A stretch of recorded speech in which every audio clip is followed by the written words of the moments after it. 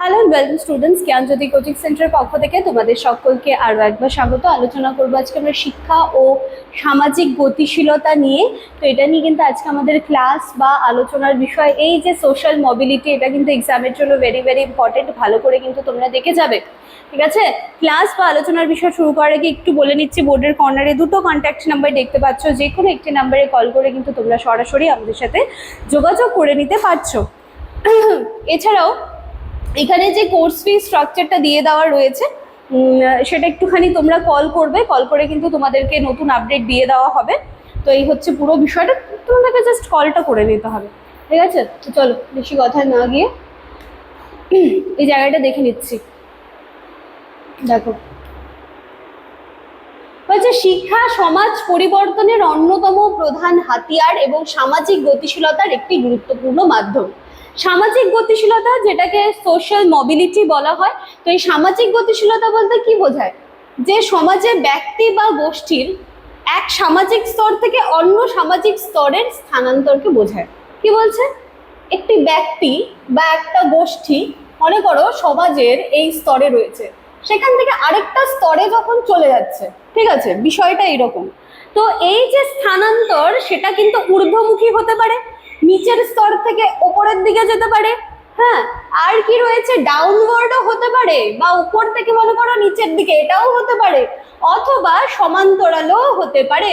শিক্ষা ব্যক্তির জ্ঞান, দক্ষতা, মূল্যবোধ, যোগ্যতার বিকাশ ঘটিয়ে তাকে উন্নত সামাজিক ও অর্থনৈতিক অবস্থান অর্জনে যথেষ্ট সহায়তা করে, ঠিক আছে? তাহলে এই হচ্ছে কি সোশ্যাল মোবিলিটি, এটা নিয়ে তো সোশ্যাল মোবিলিটির কথা বলে।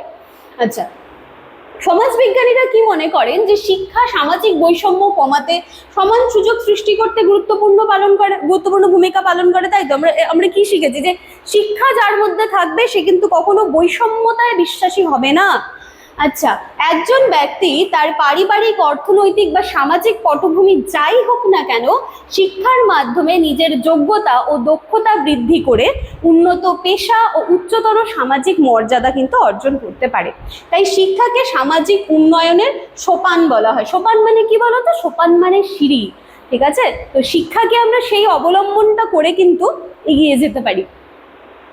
শিক্ষা সামাজিক গতিশীলতাকে বিভিন্নভাবে প্রভাবিত করে। দেখো, যেমন কি শিক্ষা ব্যক্তিকে কর্মসংস্থানের জন্য কি করছে? যে প্রয়োজনীয় যেই জ্ঞান প্রয়োজন, যে দক্ষতা প্রয়োজন, সেটা প্রোভাইড করছে। সেকেন্ডলি কি করছে? ব্যক্তির দৃষ্টিভঙ্গি, চিন্তা ভাবনাতে পুরো চেঞ্জ নিয়ে আসছে শিক্ষা, তাই তো?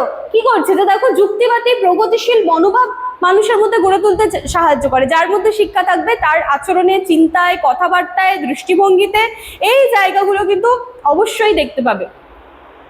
ফলে কি হচ্ছে? ব্যক্তি সমাজে নতুন নতুন সুযোগ গ্রহণ করতে সক্ষম হচ্ছে। আর থার্ডলি কি হচ্ছে? গণতান্ত্রিক মূল্যবোধ, সামাজিক ন্যায় বিচার বা সমতার ধারণা, এগুলো প্রতিষ্ঠিত হচ্ছে।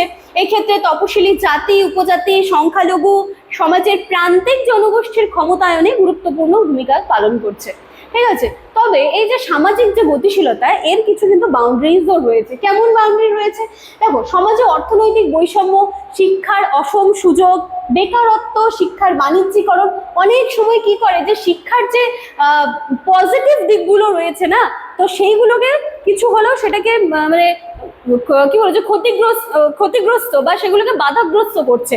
গ্রামীণ ও শহরে অঞ্চলে শিক্ষার মানের পার্থক্য তো এখনো রয়েছে, ঠিক আছে? শহরের ক্ষেত্রে বাচ্চারা যে সমস্ত ফ্যাসিলিটিস গুলো পাচ্ছে, দেখা যাচ্ছে যে এখনো এরকম অনেক প্রত্যন্ত গ্রামগুলো রয়েছে যেখানে হয়তো বাচ্চারা এখনো সেই ফ্যাসিলিটিস গুলো পাচ্ছে না, ঠিক আছে? তাদের মধ্যে শিক্ষার সেই খিদেটা রয়েছে, কিন্তু তারা সেই সুযোগটার অভাবে কিন্তু তারা সেই যে শিক্ষার একটা আলো বলি না আমরা, তার নিচে বা সেই শিক্ষার আলোর আওতায় কিন্তু এখনো বাচ্চারা আসতে পারছে না। তো এই তো বাউন্ডারিজ তো রয়েইছে।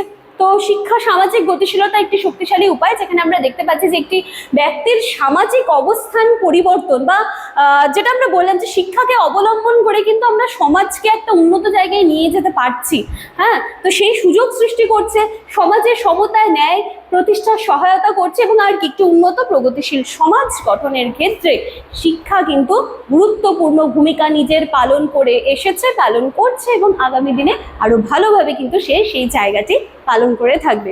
তাহলে এই ছিল বিষয়টা, শিক্ষা এবং সামাজিক গতিশীলতা, এডুকেশন অ্যান্ড সোশ্যাল মোবিলিটি। এটা নিয়ে কিন্তু আজকে আমাদের ক্লাস বা আলোচনার বিষয় ছিল। আমি আশা করছি সোশ্যাল মোবিলিটি বললেই অনেকেই ঘাবড়ে যাও যে না জানি এটার মধ্যে কি হতে পারে। এটা একদম সহজ একটা বিষয়, ঠিক আছে? তো চলো আজকের ক্লাস বা আলোচনার বিষয় আমি এখানেই শেষ করছি। দেখা হচ্ছে নেক্সট দিনে আরো একটা নতুন টপিক নিয়ে। Thank you.